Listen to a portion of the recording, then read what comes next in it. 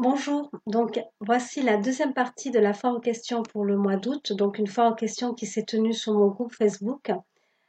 Et merci encore à nouveau à tous les participants.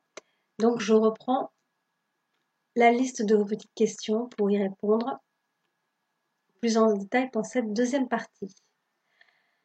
Alors, des questions sur la réincarnation de la part de Virginie. Alors c'est un vaste sujet, donc on va essayer de faire succinct. Première question, certains médiums disent qu'un esprit défunt peut s'être réincarné dans cette vie, mais que nous ne pouvons pas établir un contact avec cette autre personne qu'il a été dans sa dernière vie. Où nous l'avons connu, et cela grâce à l'âme résiduelle qui est semblable à un grand puzzle dont une parcelle se détache pour venir s'incarner et que le contact s'établit avec l'autre parcelle revenue à la source. D'autres médiums disent que ce n'est pas possible tant que l'esprit n'a pas retrouvé tous les êtres qui sont chers. Donc on revient sur cette thématique de est-ce qu'on attend et tout. Euh, pour ma part, moi je dirais que, alors je partage cette idée comme quoi on peut lire la mémoire d'une personne qui est défunte et effectivement ne pas avoir accès à cette personne qui est défunte parce qu'elle a fait le choix de réincarnation. Ce n'est pas pareil. C'est-à-dire que c'est un petit peu comme si vous aviez droit au niveau d'une bibliothèque, on va prendre ça comme ça, vous avez le droit de consulter le résumé du bouquin, mais manque de bol, le bouquin n'est plus disponible. C'est exactement ça. C'est-à-dire que vous avez accès à la mémoire du défunt, mais après, ça ne va pas plus loin. C'est-à-dire qu'après, là aussi pareil, comment le savoir lors des contacts défunts?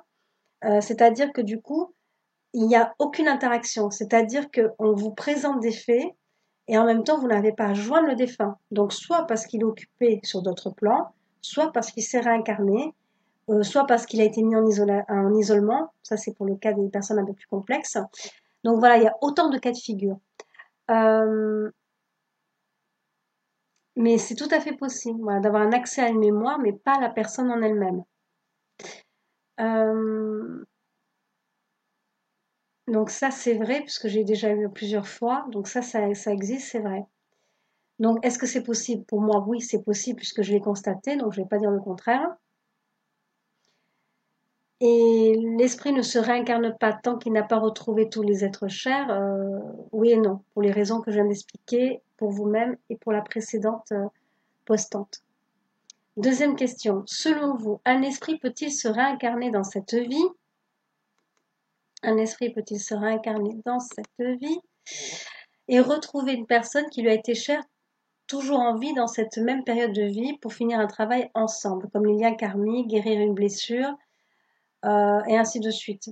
Oui, tout à fait, tout à fait. Vous pouvez très bien avoir des personnes qui ne sont pas du tout dans la même famille et qui pourtant se retrouvent. On va dire, mettons, je sais pas moi, j'ai eu le cas il y a quelque temps de ça d'une dame d'un certain âge qui avait dans les 75 ans, qui s'est pris d'amitié pour le jeune homme qui venait s'occuper d'elle à la maison. Et lui, pareil, je veux dire que c'est bien plus que la simple entente entre une personne qui a besoin d'aide à domicile et le monsieur qui lui a porté, enfin le jeune homme qui lui a porté de l'aide, puisqu'il avait 20 ans à peine. Et quand elle m'a demandé, avec son accord, donc la dame a fait preuve de beaucoup de tact vis-à-vis de ce jeune homme en lui expliquant, mais écoutez, la relation que l'on a, on a l'impression d'avoir une relation mère-fils ou grand-mère petit-fils, quoi. C'était quelque chose vraiment très complice, très tendre. Qui aurait pu même susciter des problèmes au niveau des restes de la famille. Mais voilà, il y avait quelque chose, il y avait des liens qui ont été renoués, clairement. Et lui avait dit, bah oui, moi je le ressens aussi comme ça. J'ai vraiment l'impression qu'on se connaît. Et donc, ils avaient fait appel à moi l'un et l'autre là-dessus. Et oui, effectivement, il s'agissait d'un petit frère qu'elle avait perdu quand elle était plus jeune. Donc, comme quoi, il y avait quelque chose qui était ancré dans ce jeune homme comme une mémoire de liens familiaux et un attachement qui était bien là au niveau de l'affectif. Et il avait pu revenir comme ça auprès de cette dame par un autre moyen. Après, est-ce qu'il est nécessaire d'aller le savoir à tout prix? Bon, pour les gens qui sont spirituels, ils ont envie de savoir et ils sont curieux de ça, ils vont le demander. Et après, je dirais, voilà, il faut parfois rester dans cette idée de très bonne entente, de relation, d'un attachement affectif quasi fusionnel ou quoi, mais en même temps, ne pas chercher à trop savoir pourquoi et tout, parce que ça peut réveiller des blessures. Et en même temps, ça peut être perturbant pour la personne qui s'entend dire, bah écoutez, vous avez été mon petit frère qui est décédé noyé à l'âge de 2 ans. Voilà, c'est un choc quand même à la base, même si la personne est ouverte là-dessus, ça reste perturbant. Voilà. Donc, toujours à faire au cas par cas ce genre de choses. Mais donc, oui, tout à fait, on peut retrouver dans notre incarnation quelqu'un qui est parti de l'autre côté et qui revient.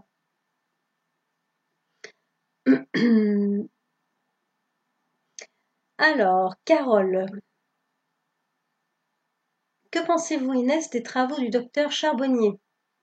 Alors, le docteur Charbonnier, avec qui j'ai eu un échange sur sa page Facebook, hein. Voilà, on reste quand même raisonnable par rapport à la relation que j'ai pu avoir avec ce grand monsieur. Un échange par rapport à l'hypnose régressive, enfin pas hypnose régressive, lui c'est l'hypnose pour contacter les défunts. Voilà, j'étais partie un petit peu dans, dans ses travaux par rapport à cette hypnose qui pour moi ne sont pas sans conséquences après. C'est quelque chose d'absolument merveilleux en soi. C'est un accès à l'au-delà et aux proches disparus qui est juste colossal et merveilleux en soi. Et je me dis toujours, et après? Et après? Et j'avais même expliqué par rapport à... Alors là, je vais faire peut-être un peu cliché dans mon explication, mais en même temps, c'est assez éloquent. Je lui avais expliqué le cas d'un film qui s'appelle Hypnose. Donc, je vous invite à regarder ce film qui s'appelle Hypnose. Donc, avec l'acteur, je suis en train de regarder en même temps. Euh, alors, Hypnose film que vous pouvez bien sûr retrouver en streaming, hein, tout simplement, qui est fait avec l'acteur Kevin Bacon.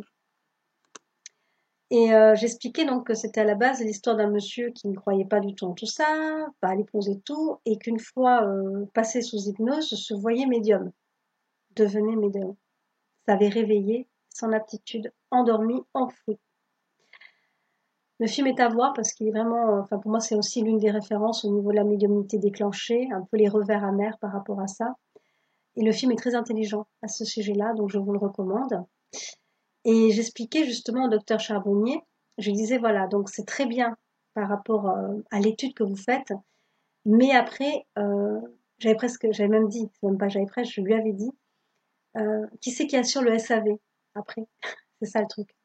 C'est-à-dire parce que ces gens qui vont très très loin par rapport au plan de conscience, en reviennent forcément changés à un moment donné. Il y a des perspectives qui s'ouvrent, des, une sensibilité, une sensorialité qui s'éveille, qui peut peut-être après les desservir. Je ne dis pas que ça va être le cas pour tout le monde, je dis que c'est une chose qui est tout à fait euh, réaliste et qui peut se réaliser. Donc lui m'avait dit, voilà, il y a quand même un protocole avant, pendant, il y a un suivi un peu pendant, après. Et je lui avais dit, voilà, les répercussions de ce type de travaux, que je félicite hein, d'ailleurs, hein, je ne vais pas du tout remettre en cause l'utilité de ça, puisque ça aide vraiment au deuil et tout ça. Je me dis, le dénouement, on va le voir sur du long terme par rapport à ces personnes. Ça va être pour certaines personnes génial, une révélation même, et pour d'autres, ça risque d'être plus lourd, puisque j'ai déjà eu des personnes qui sont, entre guillemets, devenues médiums, puisqu'elles portaient ça en elles, et ça a été déclenché par des magnétiseurs ou des hypnothérapeutes spirituels, et qui malheureusement le vivent très mal aujourd'hui parce qu'elles s'attendaient pas à ça au niveau de la médiumnité. Donc c'était à ça. Donc c'est sur ce point-là que j'avais fait un grand échange avec le docteur Charbonnier sur les hypnoses pour retrouver donc les proches disparus sur sa propre page. Mais ça date un petit peu, donc pour retrouver, ça va être un petit peu difficile.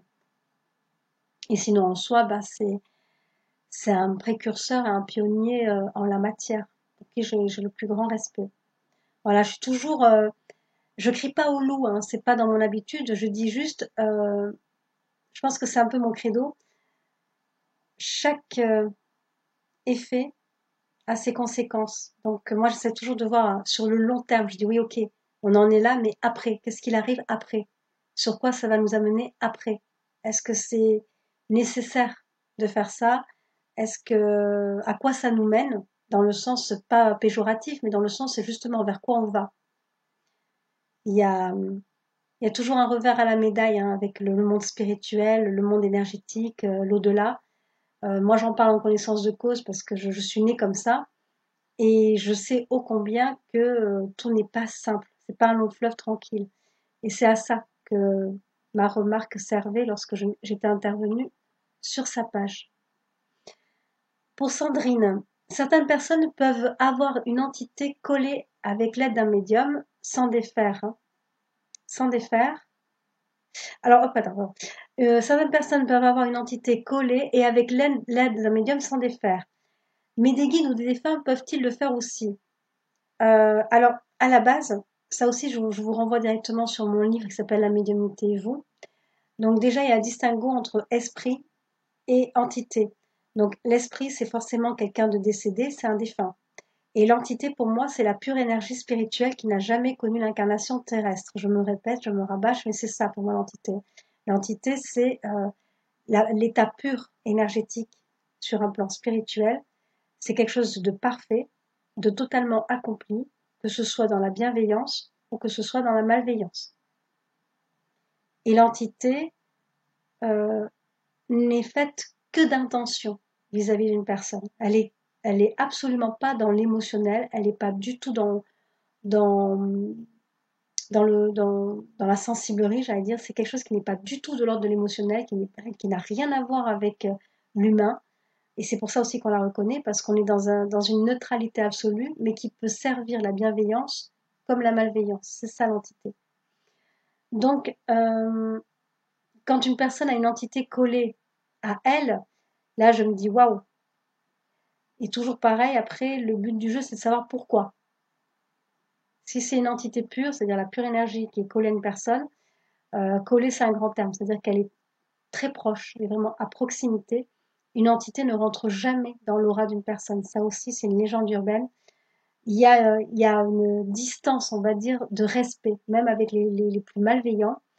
C'est-à-dire qu'ils peuvent être vraiment comme ça par rapport, c'est toujours le même exemple que je donne, ils peuvent être comme ça par rapport à une personne, l'entité, la personne, on est vraiment côte à côte. Et c'est ça qui perturbe pas mal les choses au niveau de l'énergétique et au niveau du psychologique et tout ça. Mais une entité n'est jamais comme ça avec une personne. Si c'est le cas, on appelle ça une incorporation. Les incorporations durent qu'un temps. Et si malheureusement l'incorporation dure longtemps, on appelle ça une possession. Et les cas de possession sont des choses qui restent heureusement rares et qui sont dans un contexte là aussi bien défini. Il y a une raison, il y a quelque chose à comprendre et il y a, j'allais dire une utilité, oui, parce que si ça existe, c'est pas pour rien. Ce sont des prises de conscience là aussi. Est-ce que les guides ou les défunts peuvent aider à défaire, à décoller une entité, donc la pure énergie auprès d'une personne? Dans l'absolu, oui, puisqu'ils aident le passeur d'âme ou même la personne qui en a la capacité à s'en défaire, ils vont l'aider. La bonne question, c'est pourquoi est-ce qu'ils laissent ces choses-là arriver? Et là, toujours pareil, c'est pour conscientiser quelque chose, comprendre quelque chose, faire un bilan, une introspection sur quelque chose que l'on a vécu antérieurement ou dans cette vie-ci. C'est toujours dans un but d'enseignement. Même la pire des crasses, entre guillemets, là je parle en connaissance de cause, hein, même la pire des crasses dans le milieu spirituel et énergétique a toujours une finalité. Toujours, toujours, toujours. Il y a toujours quelque chose à comprendre. C'est jamais gratos, comme disait quelqu'un tout à l'heure. C'est jamais gratuit dans le sens où c'est pas insensé. Voilà, il y a toujours un sens, il y a toujours une raison. Et après, à charge pour la personne à comprendre pourquoi, ou à charge pour le médium à aider cette personne à comprendre pourquoi si cette personne n'a pas la capacité de le faire elle-même.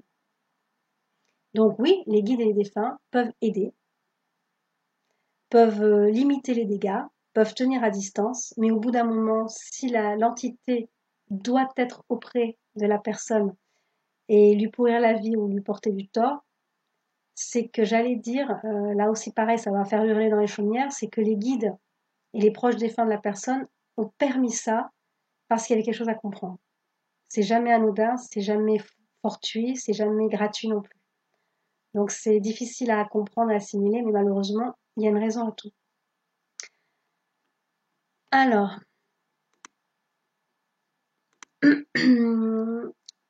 Siuli Blue qui nous écrit: comment savoir qui vient nous rendre visite quand nous ressentons une présence? Sensation de caresse, frisson derrière la tête, au niveau de la jambe. Et je ressens de plus en plus ces sensations. Alors là, je vous invite à regarder la vidéo qui s'appelle la médiumnité, les défunts et les médiums. Ça peut être une base de compréhension. Savoir qui vient, si vous n'avez pas l'aptitude, dans le sens où vous n'êtes pas assez aiguisé pour ressentir qui est là, pour définir qui est là, pour identifier la présence, je vous dirais dans l'absolu, fiez-vous d'abord à votre propre ressenti pour savoir si la présence que vous avez là est quelque chose de familier, un proche défunt, un guide. Fiez-vous à vos propres ressentis pour savoir si c'est quelque chose qui est agréable, intrusif, hostile, malveillant. Déjà, partez sur ces critères-là de compréhension. Avant même de se dire, voilà, qui c'est, déjà je me dis, est-ce que ça me veut du mal? Est-ce que ça me veut que du bien? Est-ce que c'est quelqu'un que je ressens comme quelqu'un de proche dans ma famille? Ou un ami, quelqu'un qui vient me retrouver, me faire un signe? Est-ce que c'est un parfait inconnu qui va juste me faire un coucou? Voilà, plutôt cibler ça. Et après, pour savoir vraiment qui est là, l'identifier à proprement parler, si vous-même vous n'avez pas de moyen de d'écouter votre intime conviction ou de le savoir par vos propres moyens, passez par un médium. Et pour passer par un médium, c'est très simple, à vous présenter une photo d'une pièce, le temps là où vous ressentez qu'on vous touche ou quoi, ou qu'on vous frôle, et vous dites voilà, voilà, je sais qu'il y a une présence, pas la peine de me dire il y en a pas, je sais qu'il y en a une. Est-ce que vous pouvez me dire qui vous voyez? Est-ce que vous pouvez me la décrire? Ne partez surtout pas en disant j'ai perdu ma grand-mère, j'ai perdu mon mari, j'ai perdu ma fille, j'ai perdu ceci. Non. Ne donnez aucune indication sur qui vous pensez que ça peut être. Laissez le médium travailler. Lui va vous dire effectivement, je vois une grand-mère, je vois un jeune homme, je vois une jeune fille qui dit qu'elle est votre fille. C'est le médium qui va vous le dire. Et après, normalement, ça doit vous parler par rapport à la description physique, la cause du décès, et ainsi de suite. Mais d'abord et avant tout, identifier euh, qu'est-ce qui est là, j'allais dire. Dans le sens de est-ce que c'est bienveillant, est-ce que c'est intrusif, est-ce que c'est un inconnu, est-ce que c'est quelque chose que je ressens comme familier, et ainsi de suite. Plutôt partir dans un premier temps là-dessus.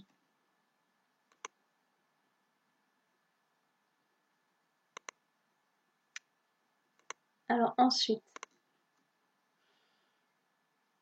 alors Sérafina, peut-on développer la médiumnité et si oui, comment? Euh, Là, pareil, je vous renvoie sur mes vidéos YouTube. Pour moi, les médiums savent qu'ils le sont, déjà, à la base. On ne construit pas de toute pièce un médium.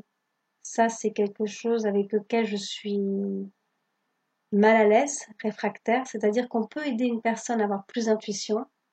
On peut aider une personne à s'écouter elle-même. On peut aider une personne à être à l'écoute de son intuition, qui est aussi une forme de guidance en soi. Mais est-ce qu'on peut faire d'une personne qui n'est pas médium un médium? Moi, pour moi, c'est non. C'est non.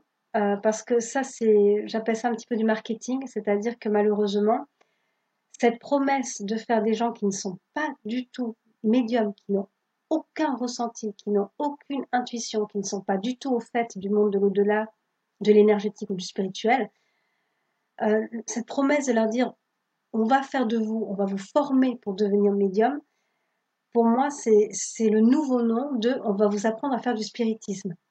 Ni plus ni moins. C'est mon avis à moi. Je sais que ça va en fâcher pas mal. Je ne suis pas la seule médium à le dire. Moi, pour moi, la médiumnité, c'est quelque chose qui ne vous tombe pas dessus par hasard. Vous êtes médium parce que vous l'êtes depuis tout jeune, depuis votre enfance, qu'à un moment donné, cette aptitude s'est perdue et après, elle revient vers vous. Mais à la base, vous étiez médium. Tandis que vous me dites, je n'ai jamais rien vu, jamais senti, vécu aucun phénomène, rien, absolument rien, le calme plat, mais j'ai envie cet été de faire un stage de formation pour être médium. Ça sera pas avec moi, par contre, ça c'est sûr.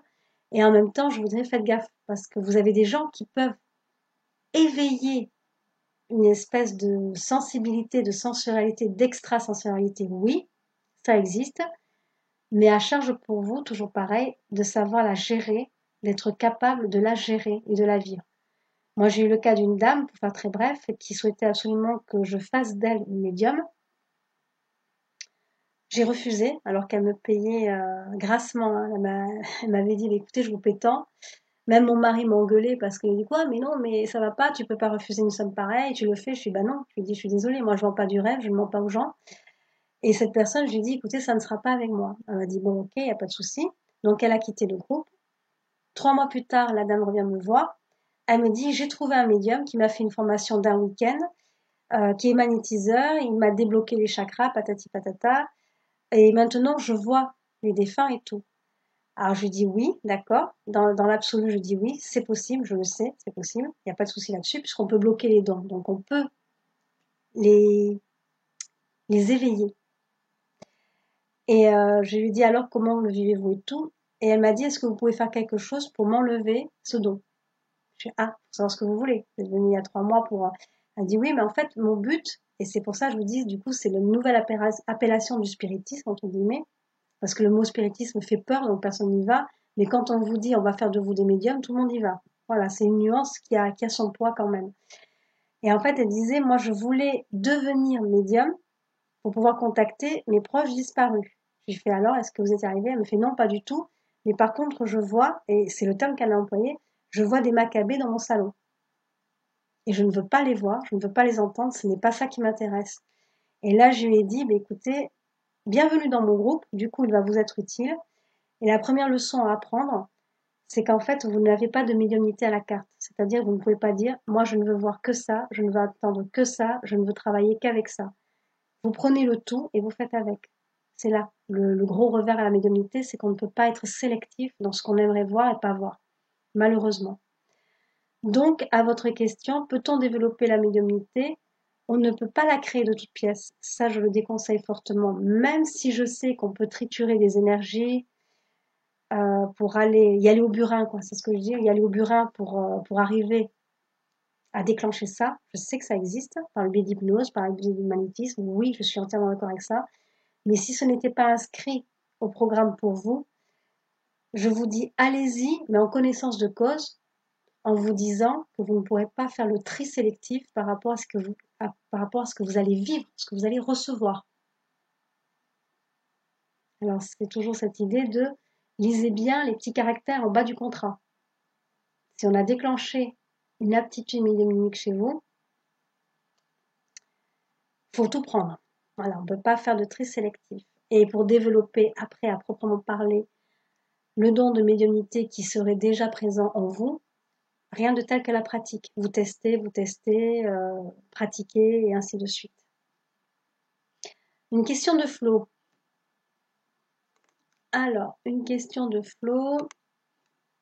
Comment savoir si on se moque de nous? Une entité qui se fait passer pour un défunt farceur se faisant passer pour un proche. Alors tout simplement, pour l'entité, je reviens à cette idée, l'entité n'est faite que d'intention. C'est-à-dire que l'entité est d'une neutralité absolue, même dans la malveillance, elle est tout à fait neutre. C'est-à-dire qu'elle n'en a strictement rien à faire de vous, elle n'en a strictement rien à faire de d'être dans l'émotionnel ou quoi. Donc souvent, l'entité qui se joue de vous, c'est une entité qui va venir vous flatter. C'est une entité qui va vous faire prendre, qui va vous promettre monts et merveilles, entre guillemets. Et du coup, ça doit vous mettre la puce à l'oreille. Parce qu'au niveau des entités pures, dans le sens lumineuse, ce sont des entités qui justement vont être plus sur l'idée de conseil, d'accompagnement, de mise en garde, de recadrage. Une entité qui est lumineuse ne va jamais vous flatter dans le sens de waouh, mais t'es trop forte, t'évolues vachement bien. Non, elle va dire euh, tu arrives à exprimer ce que tu es, continue comme ça va être utile pour d'autres.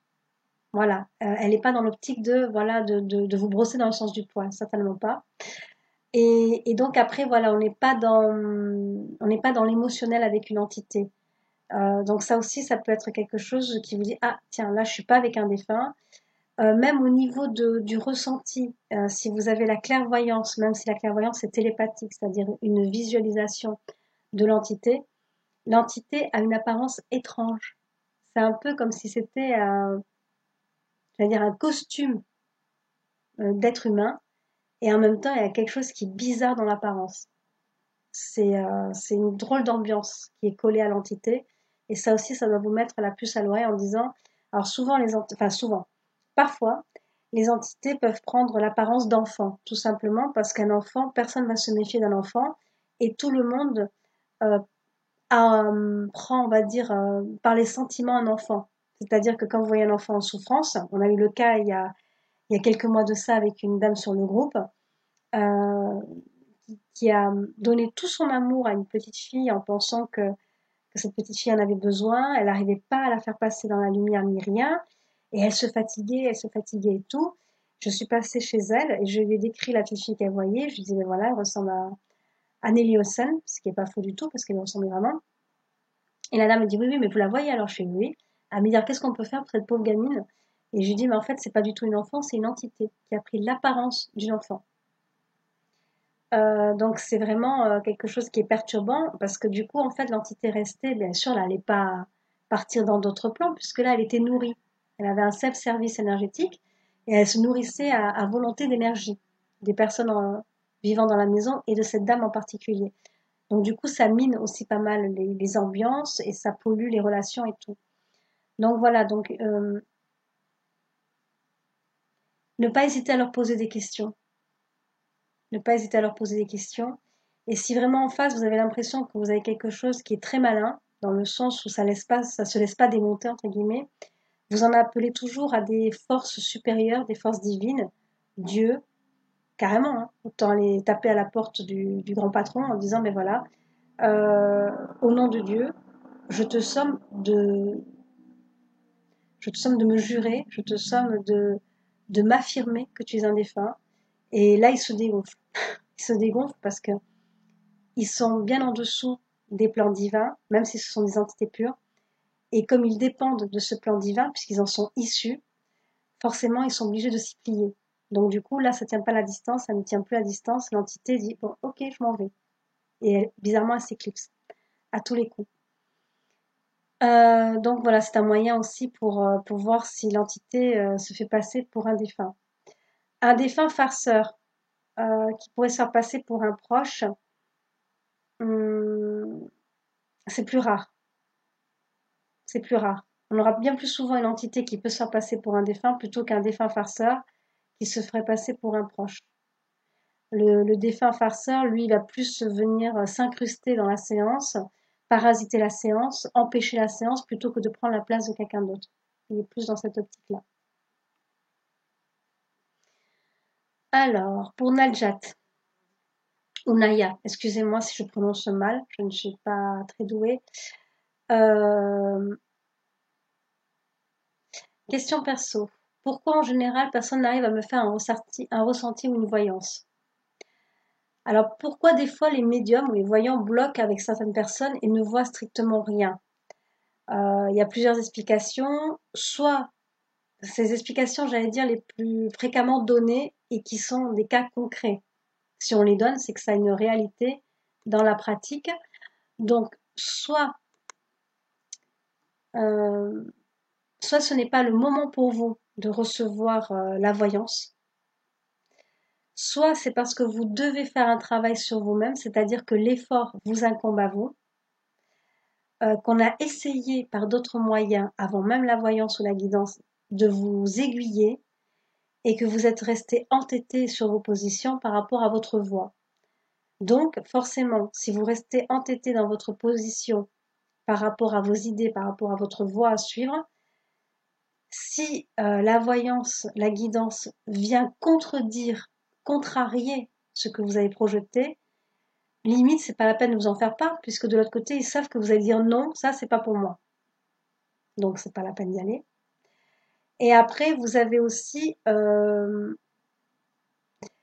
on est plus vraiment sur cette idée de apprends par toi-même, fais des efforts par toi-même, ou alors on t'a déjà beaucoup aidé, mais malheureusement tu ne nous écoutes pas, donc c'est pas la peine de revenir.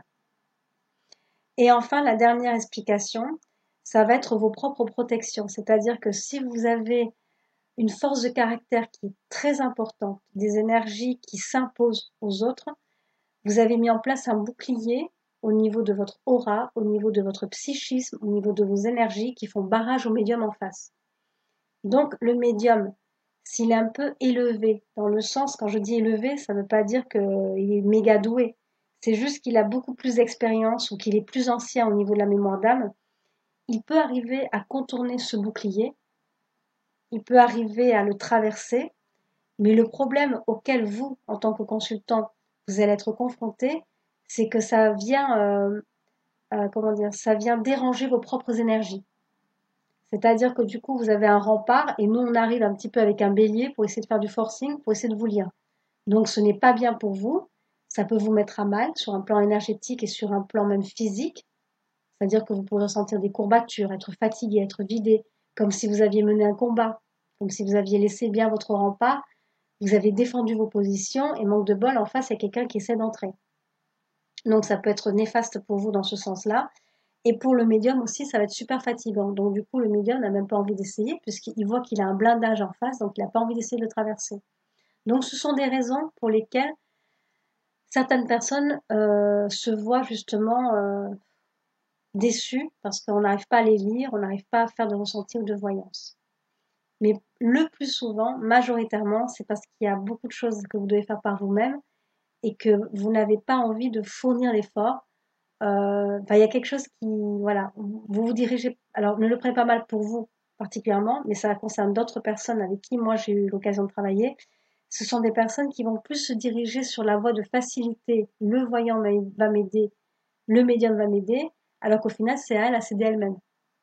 Donc voilà, c'est la voie de facilité. On a réponse à tout, oui et non, et en même temps, si vous devez faire votre part de travail, forcément de l'autre côté, à nous, ils vont nous bloquer en disant bah non, tu la laisses parce qu'elle doit y arriver par elle-même. C'est ballot, c'est frustrant, je le conçois très bien. Wendy. Alors, les TCI, donc moi j'appelle ça les TCI, c'est-à-dire tout ce qui est messages vocaux par le biais de téléphone portable, les bugs bizarres, les dictaphones et ainsi de suite. Euh, alors même au niveau des communications avec des personnes vivantes, c'est-à-dire que les messages sont remplacés par d'autres messages plus anciens, ou alors on n'arrive pas à les écouter. Comme si quelqu'un là-haut utilisait mon portable pour que j'entende ce que je dois entendre et ne pas écouter certains messages ou sans importance.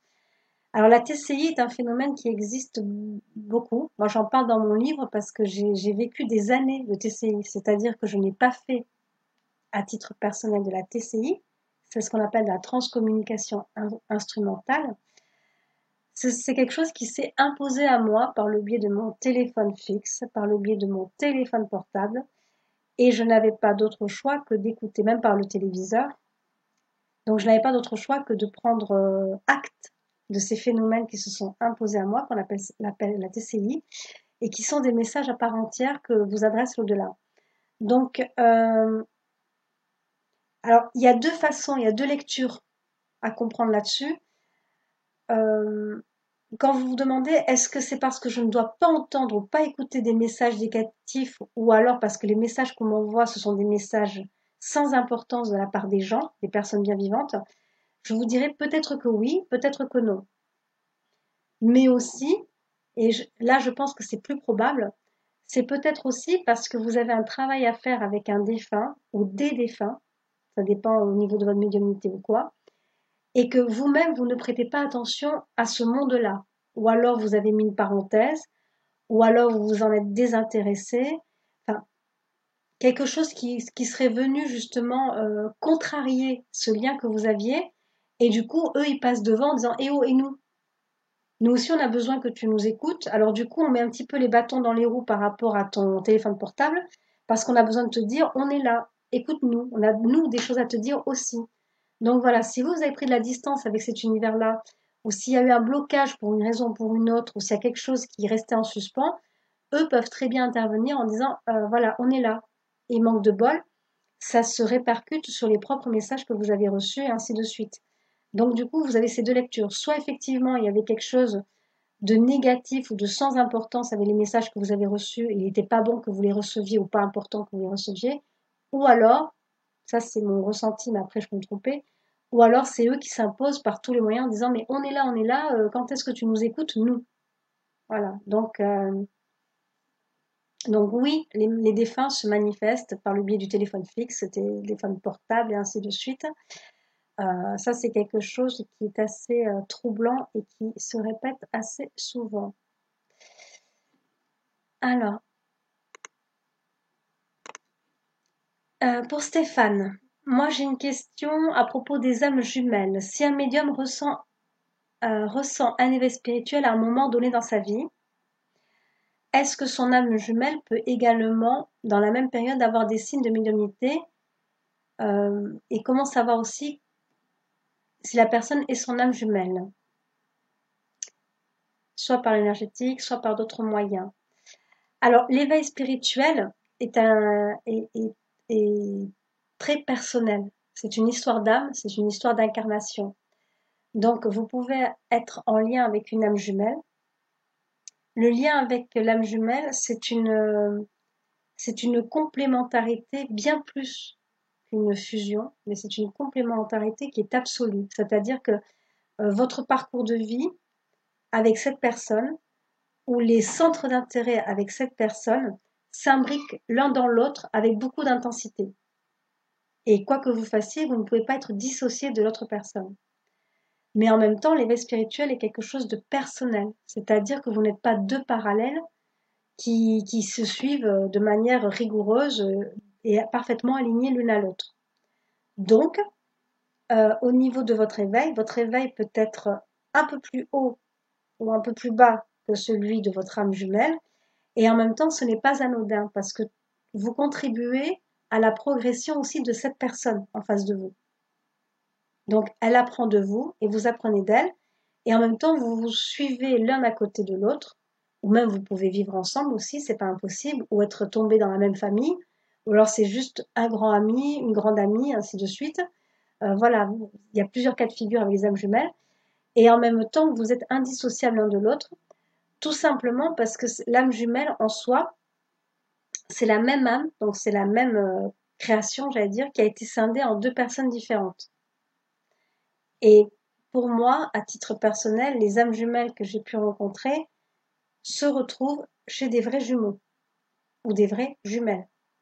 J'ai déjà vu des âmes jumelles dissociées, c'est-à-dire une dame X qui retrouve Y et ainsi de suite, et qui se suivent et qui se sont retrouvées dans cette incarnation-ci, ça existe aussi.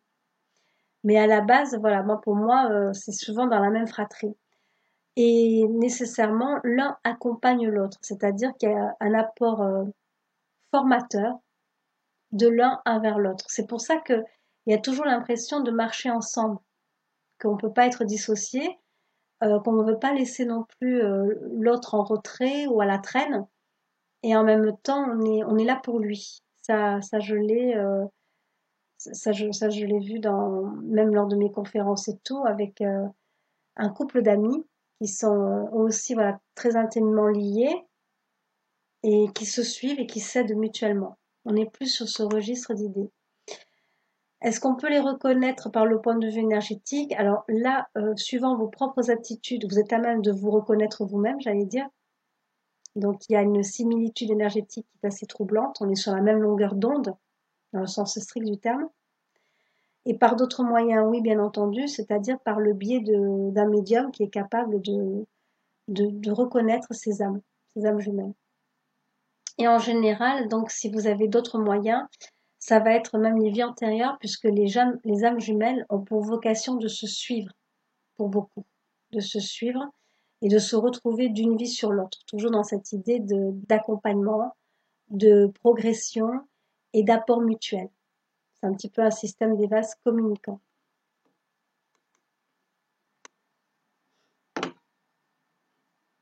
Ensuite,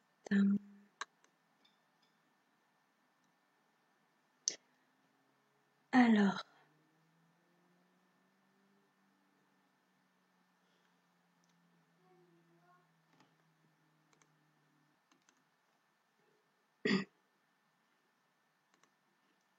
voyons voir. Comment les défunts peuvent-ils connaître notre avenir? Demande Béatrice. Alors, de l'autre côté, en fait, il y a quand même cette notion, j'allais dire, de quasi, presque, quasi omniscience. C'est-à-dire que les défunts ont une lecture de nos devenirs qui est beaucoup plus élargie. C'est pour ça que l'intérêt par rapport à, à la guidance spirituelle, donc que ce soit avec des guides familiers ou que ce soit en demandant un petit peu l'avis de nos proches défunts, elle est intéressante. Non pas parce qu'ils vont vous livrer les choses sur un plateau d'argent en vous disant fais comme ça, fais comme ça, fais comme ça, mais plutôt dans l'idée de mettre en une rétrospective de ce qui s'est déjà passé auparavant, de là où vous en êtes et de ce qui en découle au jour d'aujourd'hui et pour plus tard. Donc ils vont toujours tabler sur des conseils, des recommandations, des mises en garde là aussi, et aussi dans des possibles devenirs. Ça, c'est une base fondamentale au niveau de la voyance. Un bon voyant se reconnaîtra toujours dans le fait non pas qu'il va vous dire ça va se passer comme ça, comme ça, comme ça, comme ça, mais plutôt dans l'idée de si vous prenez telle décision, attendez-vous à ça, et ainsi de suite. Les défunts, quand on travaille en voyance médiumnique comme je peux le faire, les défunts ont donc cette lecture qui est élargie et viennent étayer la voyance de manière beaucoup plus rigoureuse, beaucoup plus ciblée. Mais en aucun cas, ils vont diriger la vie des vivants. En aucun cas, ils vont dire telle chose ou telle chose. Mais ils peuvent fortement conseiller, suggérer des choses de manière, voilà, au niveau des suggestions, on va dire, ce sont des, ils le savent. Voilà, ils le savent, mais en même temps, ils ne peuvent pas vous dire fais ça, fais ça, fais ça, fais ça. Ils vont vous dire si j'étais toi, au vu de ce qui s'est passé avant, au vu de ce que tu vis maintenant, attends-toi à telle décision, attends-toi à telle répercussion par rapport à cette décision, et ainsi de suite. Et je te recommande de plutôt aller vers ça, mais après tu fais ce que tu veux. Voilà, on est plus dans ce registre-là. Donc, est-ce qu'ils connaissent notre avenir? Fondamentalement, j'allais dire, oups, fondamentalement, oui, ils en ont une lecture, et en même temps, ils ne peuvent pas, ils n'ont pas le droit, ils ne doivent pas, en tout cas, vous donner ça sur un plateau d'argent, parce que si tout était déjà livré et révélé, entre guillemets, forcément ça gâcherait tout, ça piperait les dés, comme je dis, et vous n'auriez pas du tout les mêmes comportements ni les mêmes agissements, en sachant à quelle sauce vous allez être mangé, ou ce qui va être avantageux pour vous ou quoi, forcément vous allez modifier en conséquence votre attitude, votre comportement. Donc ce n'est pas souhaitable, surtout qu'après les répercussions, là aussi c'est toujours important, ne sont pas à votre seule et unique échelle personnelle, mais sont à une échelle, toujours cet effet papillon avec votre entourage, les gens qui sont impliqués par rapport à vos choix, vos décisions, les gens voilà, qui viennent impacter aussi par leurs propres décisions votre avenir. Donc comme tout est intimement lié, on ne peut pas diriger les gens avec des directives. Voilà, c'est quelque chose qui est totalement impensable de l'autre côté, même si la finalité est plus ou moins connue au niveau des défunts. Et même au niveau des guides, c'est la même chose. Euh,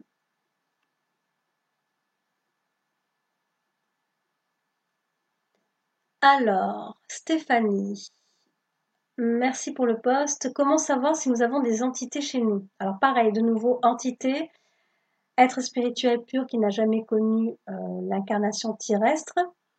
Si vous avez des entités chez vous, vous le savez déjà.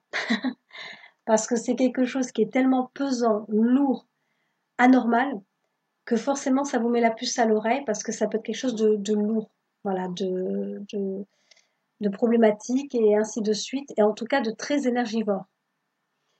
Si dans le terme entité vous pensez défunt, donc c'est une erreur de lexique, on va dire, hein. C'est-à-dire que, à nouveau, le terme entité pour moi ne concerne que les êtres spirituels purs qui n'ont jamais connu une incarnation terrestre. Et quand on parle d'esprit, ce sont les défunts. Entité d'un côté, esprit défunt de l'autre. Voilà, l'amalgame n'est pas souhaitable parce que ça prête à beaucoup d'erreurs et de confusion. Si vous avez des défunts à la maison, donc des esprits, clairement, ils vont se manifester parce qu'ils sont pas là de manière, on va dire, ils sont pas là en touriste. Voilà, pour faire simple, ils sont pas là en touriste, c'est-à-dire que s'ils ont fait le déplacement, s'ils sont chez vous, c'est qu'il y a une raison. Si c'est lié au site et tout ça, c'est qu'il y a une raison. Donc forcément, il va y avoir des phénomènes en conséquence pour dire coucou, on est là, on se présente, on se manifeste, on se fait ressentir. Il y a toute une panoplie d'événements qui font que, au bout d'un moment, vous ne vous posez même plus la question de savoir si oui ou non vous avez une présence à la maison. Ça devient un constat. J'ai une présence à la maison, que ce soit une entité ou que ce soit un défunt esprit. Donc voilà, ça s'impose. Donc, je vous rassure, si vous vous dites comment savoir s'il y a des entités ou des présences, on va dire le terme présence pour ce global, si vous vous demandez comment savoir, c'est qu'en fait vous n'en avez pas. Sinon, ça passerait pas inaperçu. Ça, je peux vous le garantir. Et pareil là aussi, je mettrai donc soit en dessous de la vidéo, soit suite à vos commentaires, le lien vers une autre vidéo ou que vous pouvez retrouver dans ma playlist sur YouTube qui s'appelle les hantises. Donc ne prenez pas peur sur le terme. Les hantises, c'est juste une présence perturbatrice. C'est pas nécessairement malveillant et ainsi de suite. Cette vidéo en traite en long, en large et en travers et vous apportera tous les éléments d'information nécessaires. Séverine, bonjour, je suis médium et lors de ma consultation, vous m'aviez dit avoir vu beaucoup de monde autour de moi, essentiellement des passants, mais je ne les percevais pas à l'époque et toujours rien aujourd'hui. Comment cela se fait-il? Bonne question, parce que si vous êtes médium, vous ne pouvez pas l'ignorer que vous l'êtes. Ça, c'est sûr. Donc, je pense bien faire mon travail et être extrêmement prudente sur ce que je peux dire lors des consultations et des séances privées. Donc, pour moi, si je vous ai confirmé votre médiumnité, c'est qu'il y avait beaucoup de choses qui venaient corroborer, qui venaient confirmer ce que vous êtes. Si je n'avais aucun élément tangible pour dire vous êtes effectivement médium, Séverine, déjà, ça serait une faute professionnelle, enfin, à mon sens, et ça serait vraiment vendre du rêve à quelqu'un ou la faire stresser inutilement aussi dans l'autre cas. Donc, clairement, si vous avez des passants et que vous ne les ressentez pas, c'est soit que vous faites un blocage, c'est-à-dire vous voulez pas en entendre parler, vous vous êtes mis dans un mode hermétique, mais en même temps, ça filtre quand même, hein. C'est-à-dire que le fait de aucun ressenti, aucun flash, aucune vision, aucune clairaudience, mais vraiment le calme plat, zéro, vraiment zéro de chez zéro. Quand on est médium, c'est totalement impossible. Vous avez un minimum de quelque chose qui vient vous dire je ne suis pas seule chez moi. Pareil.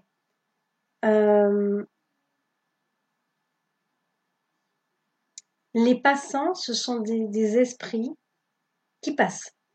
C'est-à-dire, ce sont des défunts qui sont partout, tout autour de nous, constamment, qui ne sont pas nécessairement en errance, mais qui sont dans un état de transit. C'est-à-dire qu'ils se promènent un peu, ils s'attardent un peu sur le plan terrestre, et après, ils vont vers d'autres plans par un moyen ou par un autre.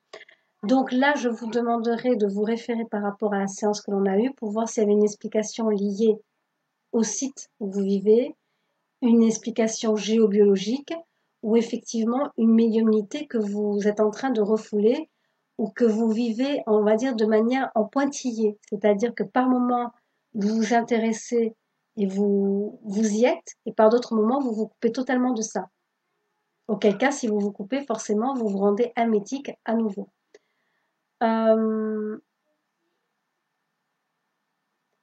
Votre question me trouble un peu parce que, à nouveau, je ne suis pas là pour vendre du rêve ou pour inquiéter les gens utilement. Donc, si vous dites je suis médium, c'est-à-dire que vous en avez conscience, vous le vivez comme tel, même si c'est de manière ponctuelle, pour une raison ou pour une autre, nécessairement vous avez des preuves vous-même de votre médiumnité. Moi, pareil là aussi, si vous tablez plus sur l'énergétique, on revient sur la première vidéo que j'avais faite. L'énergétique est pour moi une forme de médiumnité puisque vous faites le lien entre un monde énergétique et du concret, c'est-à-dire le physique et tout ça, la matière. Donc forcément, vous êtes médium. Et après, cette sensibilité énergétique peut déboucher sur un ressenti au niveau de l'au-delà. Donc voilà, c'est que nécessairement, c'est quelque chose dont vous avez connaissance. C'est pas quelque chose qui reste à confirmer. Et après, voilà, s'il y a des passants, mais que vous les percevez pas, là, je me poserai la question, qu'est-ce qui bloque et pourquoi ça bloque? On est plus à ce niveau-là. Mais encore une fois, je réitère ma réponse. Je n'irai jamais dire à quelqu'un qui n'est pas médium, vous êtes médium. Ça, c'est clair. C'est soit que cette personne travaille dans l'énergétique, soit c'est en cours de développement ou quoi. Mais pour quelqu'un qui n'est pas du tout médium, d'ailleurs, ça se voit. Enfin, à titre perso, pour moi, ça se voit. C'est-à-dire que, comme j'expliquais sur d'autres vidéos, même en séance et même en conférence avec les gens, un médium, un vrai de vrai, j'allais dire, reconnaît ses semblables. C'est-à-dire, c'est même pas la peine que vous disiez je suis médium, on le voit. Ça se voit, ça se ressent, ça se reconnaît. Une autre question, pourquoi est-il besoin de passeurs d'âme pour les esprits bloqués? Est-ce que les guides dans l'au-delà, qui sont bien plus puissants, ne peuvent pas les faire passer? Pourquoi ont-ils besoin de nous, petits humains, pour intervenir? Et là, je vous renvoie de suite, on va gagner 1 heure et demie, on va gagner au moins 1 heure et demie, ouais, sûr, à ma vidéo qui s'appelle Le passage d'âme, qui est arrivée à quand même 13 000 vues sur YouTube, euh, des centaines de likes, je crois qu'on est arrivé à plus de 100 likes, me semble-t-il, pas mal de commentaires sur le sujet. Donc c'est une vidéo qui a parlé à beaucoup de monde et qui a répondu à beaucoup de questions justement sur le passage d'âme, pourquoi le passage d'âme, et ça répond assurément à votre question de pourquoi ont-ils besoin de nous, petits humains, alors qu'il y a des guides et qu'il y a les défunts de l'autre côté pour les aider. Donc je vous invite fortement à visionner cette vidéo, le passage d'âme. Vous y trouverez toutes les explications et les réponses à cette interrogation. Karine, alors, qui suit attentivement donc cette vidéo et les réponses qui sont données, et qui m'ajoute, cela dit, pourquoi ai-je toujours des doutes? En même temps, les doutes, c'est bien, c'est constructif. Dans ton cas, Karine, c'est pas limitant du tout, c'est un moteur pour avancer. Au bout d'un moment, les doutes s'estompent et s'arrêtent d'eux-mêmes, tout simplement parce qu'il n'y en a plus, quoi. C'est-à-dire qu'au bout d'un moment, tu trouves ta place, tu sais où tu en es, et tu agis en conséquence. Donc, pourquoi toujours ces doutes? C'est plus un rapport personnel, à ta propre personne, bien plus que par rapport à ta médiumnité. Mais ça, je t'apprends rien, tu le sais déjà. Pour Corinne, bonjour à vous tous, à vous toutes. Merci, merci. Et qui se demandait si on allait lire ou voir les réponses. Donc, j'avais répondu déjà directement sur le groupe. Ça donne lieu à une vidéo, Corinne. Alors, voyons voir.